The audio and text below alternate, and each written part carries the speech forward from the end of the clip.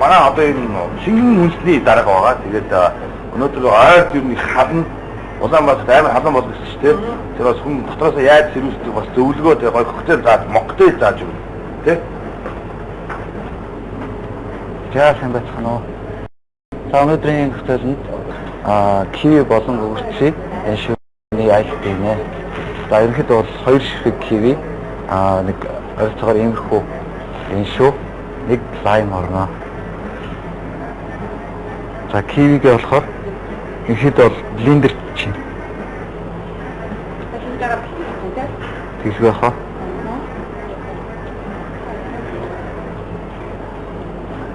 Тэгээ нөгөө доторх шалтгаан хамт гэж байна. Ерөнхийдөө бол киви бүгднгийн нэг бүтэн киви ерөнхийдөө нэг айлтын дор.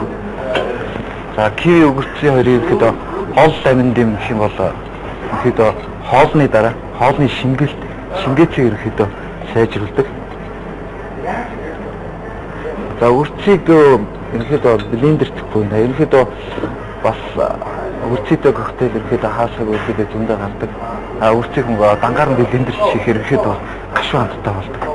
Би болохоор өнөөдөр болохоор зүгээр шууд арилгаад ерөнхийдөө бүтэн айсти тэгээд дээрэс нь үрцгийн яг өөрийнх нь үндсэн ам дотор үлдэхээр үрцгийг энэ шүү хоёрыг хоолны ерөнхийдөө ам дотор уучаад ерөнхийдөө сэрүүн мэдрэмжид үлддэг ерөнхийдөө. Лайм бол ерөнхийдөө бол тал лайм орно.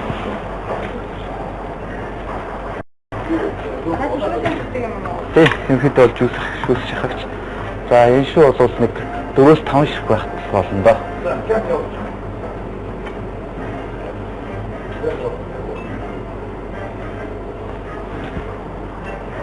Блендер. Ерөнхийдөө блендер чинь.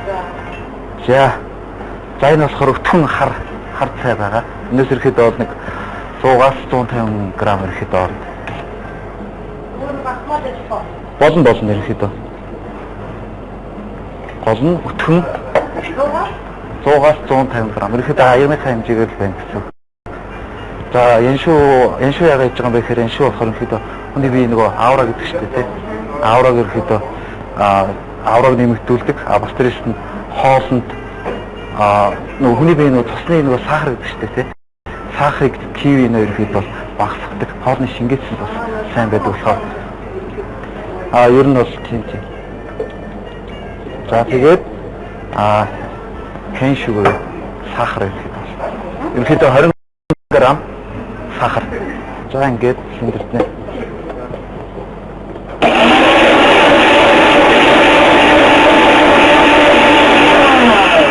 За блендерт гэвчтэй ерөнхийдөө удаан блендерт болохгүй. Ерөнхийдөө нэг 5-аас 6 секунд блендерт нь хэд удаан блендерт гэх юм бол хөөсрөх юм бол уухад ерөнхийдөө тохиромжгүй болно.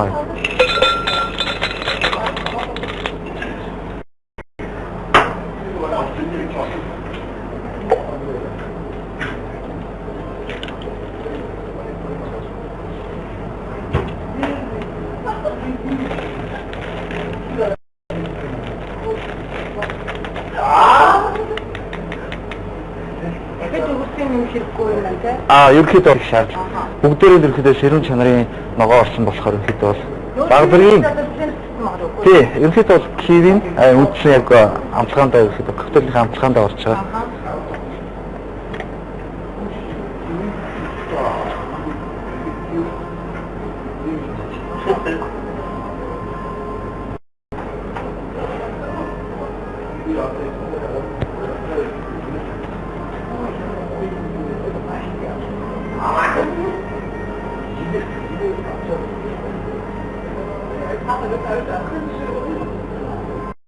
Энэ бол нэг чихэрлэг болох юм байна. Ер нь айсти чихэрлэг байх шаардлагагүй. Бага зэргийн амны цангаа гаргах гэдэг утгаараа ерөнхийдөө бага зэргийн яг жимстэй амтнаа авчиж илүү гоё, фреш гэдэг утгаараа. За ингээд тэгээ. Ер нь бол айстиг бүх төрлөөр хийж гаргадаг байгаа юм байна. Яг өөрсдийнх нь жимснийх нь үндсэн амтыг нь ерөнхийдөө бол гаргаад тэгээд цай бол ерөнхийдөө амны цангаа гаргах зорилгоор удаг шүү дээ.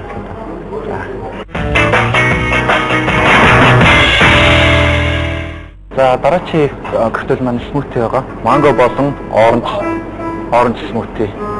За энэ манго нь болохоор ихэд бол төрүүлсэн жимсний пүрээ байгаа. За ингэж хийж эхлэе. Жимсний пүрээ гэхлээр чинь тий, ерөнхийдөө бол жимсээ хандалж ерөнхийдөө бол хадгалах хугацааг нь ерөнхийдөө уртсгсан гэсэн үг ерөнхийдөө. За энэс болохоор пүрээнээс 30 г.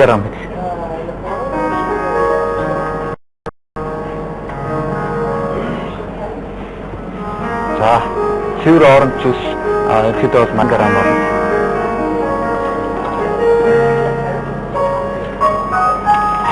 За тэгээд смутиг маань ерөнхийдөө өтрүүлэгч гэдэг энд бас тийм онцлог бас хэрэгжилж байгаа. За лимон шүүсэх юм бол ерөнхийдөө лимон лимон болохоор ерөнхийдөө бол ice tea smoothie-нд ерөнхийдөө бол нэг 15-20 г-аас илүү орлуулахгүй. Ерөнхийдөө жимснийхээ онцлогоос шалтгаалаад ерөнхийдөө жоохон ишиглэн жимсүүд байх юм бол ерөнхийдөө бол нэг 10-15 г. Баг зэргийн тийм ишиглэн багтаа жимс байх юм бол ерөнхийдөө 20 г орчим ерөнхийдөө болно. Төрүүлсэн коктейл ерөнхийдөө бол хагас заримтлсан ерөнхийдөө коктейл гэсэн уухд илүү тохиромжтой бүх бүтэн мэдрэмж төрнө гэсэн үг ерөнхийдөө.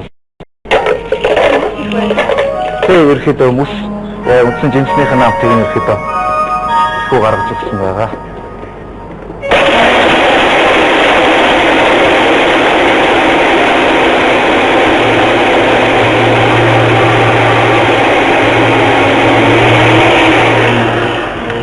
За ботор гэхээ линдер дэдэг.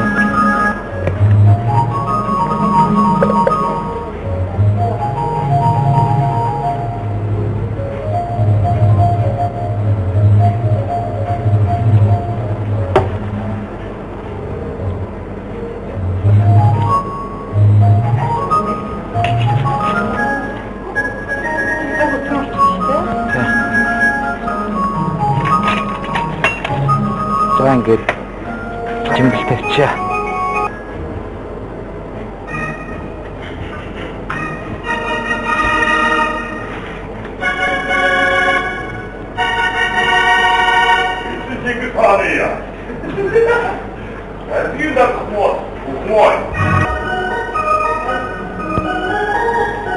За ингээд смутиг өндөрлөн боллоо.